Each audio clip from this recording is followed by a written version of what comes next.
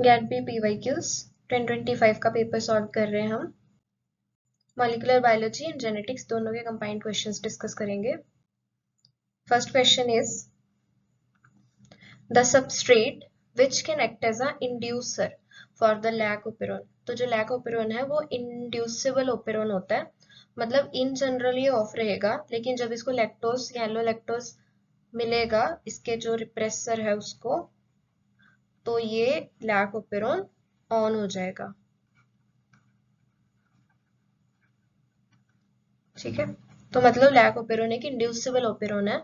तो हमें बताना है कौन कौन से जो सबस्ट्रेट्स हैं वो लैक ओपेरॉन के इंड्यूसर की तरह काम कर सकते हैं।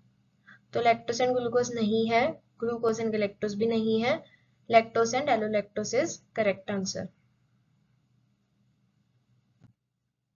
फिर है पॉली एडिनाइलेशन, मतलब जो mRNA बनता है उसके पीछे ए लगता है ना, टेलिंग होती है उसकी, पॉली एडिनाइलेशन होता है, तो टेल लगती है उसके पीछे, पॉली ए टेल यूकैरियोट्स में। तो ये क्यों किया जाता है? Increase the stability of mRNA, stability बढ़ाता है।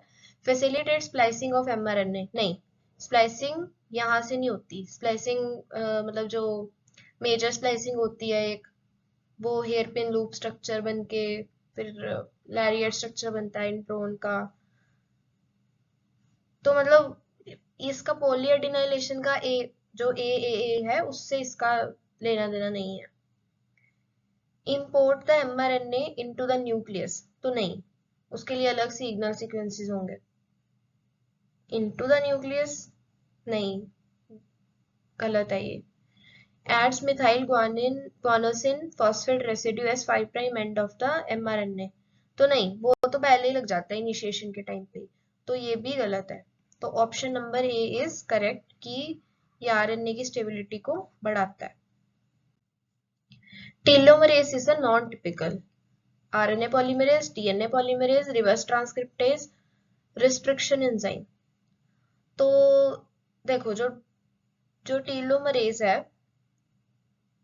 वो क्या करता है कि उसके अंदर खुद का एक टेम्पलेट होता है, खुद का एक सीक्वेंस होता है। तो ये खुद एक मतलब ये खुद एक आरएनए से बना हुआ है, मतलब राइबोजाइम टाइप बोल लो इसको। तो ये आरएनए को एज अ टेम्पलेट यूज करके डीएनए बना रहा है, तो मोस्ट करेक्ट इसमें रिवर्स ट्रांसक्रिप्टेज है। Identify the nucleotide from the following. तो न्यूक्लियोटाइड क्या होता है? न्यूक्लियोटाइड का मतलब है जिसमें एक आपका बेस हो, बेस में आपका ATGCU कोई हो सकता है, प्लस उसमें एक शुगर हो एंड प्लस फॉस्फेट ग्रुप हो। ठीक है, तो ये न्यूक्लियोटाइड होता है। एडेनिन क्या है? एडेनिन एक बेस है, तो ये न्यूक्लियोटाइड नहीं है। एडिनोसिन क्या है? एडिनोसिन में एडेनिन बेस है प्लस इसमें राइबोस शुगर है, तो ये एक न्यूक्लियोसाइड है, ये न्यूक्लियोटाइड नहीं है। तो डीऑक्सी एडिनोसिन में क्या है? एडेनिन है प्लस डीऑक्सी राइबोस शुगर है, तो ये भी न्यूक्लियोसाइड है, न्यूक्लियोटाइड नहीं है। तो एडिनोसिन ट्राइफॉस्फेट मतलब ATP, ये ही बस न्यूक्लियोटाइड की डेफिनेशन को सेटिस्फाई कर रहा है, तो option D is correct. DNA replication in eukaryotes and prokaryotes differ in that। तो यूकैरियोट एंड प्रोकैरियोट में डीएनए रेप्लिकेशन कौन से स्टेप में डिफरेंट है वो पूछ रहे हैं। Prokaryotes have bidirectional replication while eukaryotes have unidirectional, नहीं। Replication forks are formed only in prokaryotic DNA, नहीं, यूकैरियोट में भी बनती हैं। Only eukaryotic DNA polymerase is DNA dependent, नहीं, दोनों के दोनों polymerase DNA dependent DNA polymerases होते हैं। Prokaryotic genome has single origin of replication while eukaryotic genome has multiple origin of replication। बिल्कुल ठीक है ये कि प्रोकैरियोट में एक ही ओराई होता है और यूकैरियोट्स में मल्टीपल ओराई होते हैं जिनको हम ARS बोलते हैं, ऑटोनोमसली रेप्लिकेटिंग सीक्वेंसेस। फिर the genetic disorder which can be transmitted from affected father. अब देखो फादर में क्या होता है? XY होता है।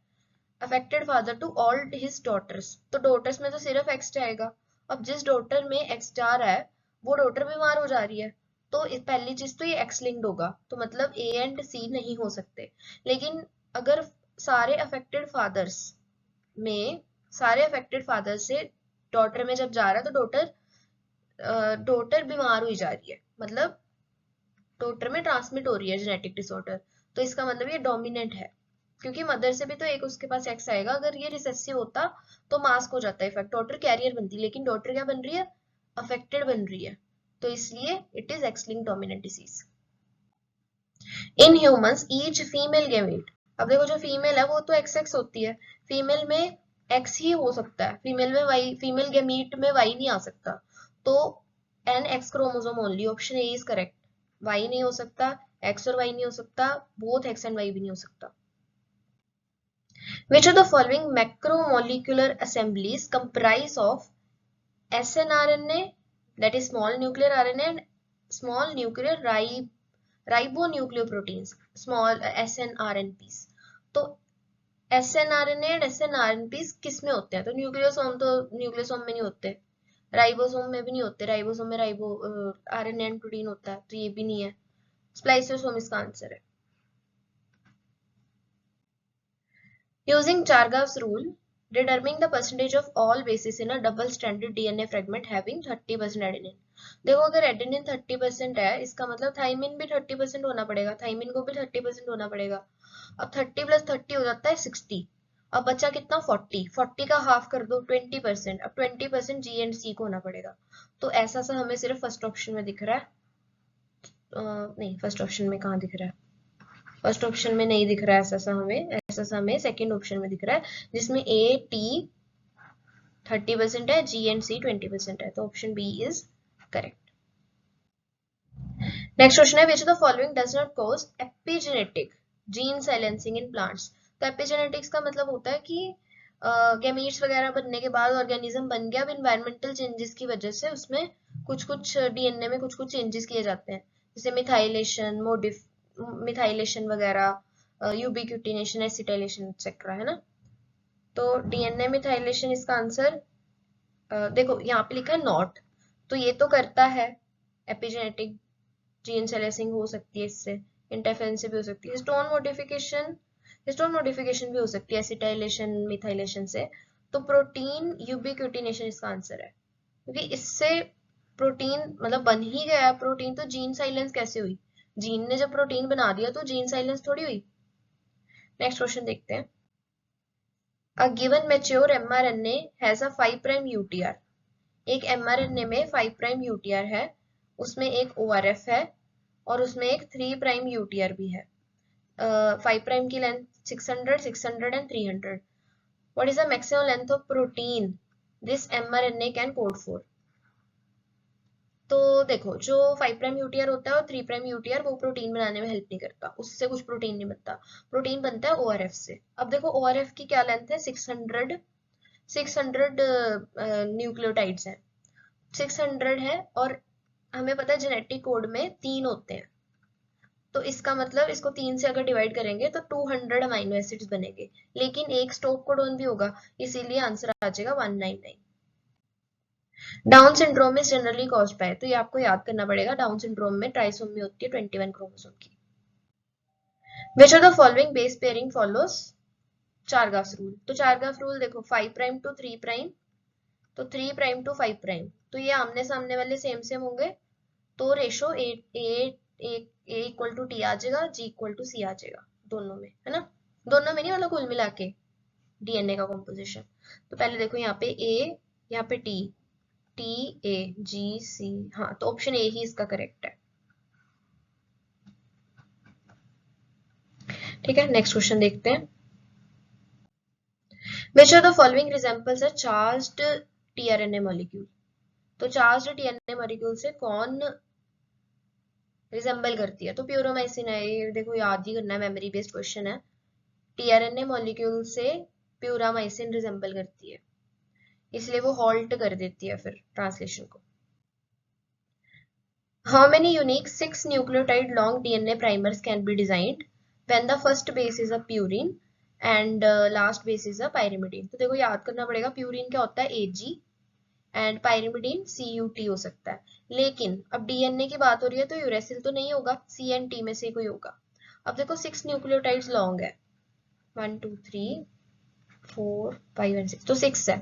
फर्स्ट वाला उन्होंने फिक्स कर दिया कि प्यूरिन में से आपको कोई रखना पड़ेगा, तो फर्स्ट के लिए तो बस 2 ऑप्शंस हैं।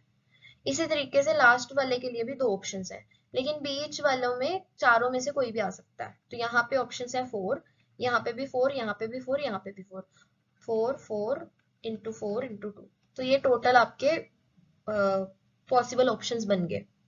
तो इसको मैं ऐसे लिख सकती हूँ 2 2 2 2 4 to the power 4 means 2 to the power 8, मतलब 2 टू द पावर 10 बन गया, ये पूरा 2 टू द पावर 10 बना। तो 2 to the power 5 into 2 to the power 5 मतलब 32 इंटू 32, दैट इज 1024। तो option number D is correct. ठीक है, नेक्स्ट क्वेश्चन देखते हैं। Information that is passed on from one generation to the next but is not encoded in the gene sequence। तो ऐसी ऐसी information जो एक जनरेशन से दूसरी जनरेशन में पहुंचाई जा रही है लेकिन जीन सीक्वेंस में वो कोडेड नहीं है, तो ऐसी इंफॉर्मेशन को हम एपिजेनेटिक बोलेंगे। ठीक है, इसी तरीके से कैट बी एग्जाम की अगर आप प्रिपरेशन कर रहे हो या फिर कोई और एग्जाम की भी अगर आप प्रिपरेशन कर रहे हो, for example TIFR IIT jam, तो उसके लिए ना PYQs के साथ साथ आपको कुछ प्रैक्टिस क्वेश्चंस को भी सॉल्व करना बहुत जरूरी है। ठीक है, तो प्रैक्टिस क्वेश्चन सॉल्व करने के लिए एक बहुत अच्छा प्लेटफॉर्म बताती हूँ, cybits.in। यहाँ पे जाके आप crash course, test series, IIT JAM, TIFR, JJV सारे एग्जाम्स के आप एक्सप्लोर कर सकते हो। ठीक है, आज हमने डिस्कस की मॉलिक्यूलर बायोलॉजी एंड जेनेटिक्स के क्वेश्चन। नेक्स्ट लेक्चर में हम नेक्स्ट यूनिट को डिस्कस करेंगे।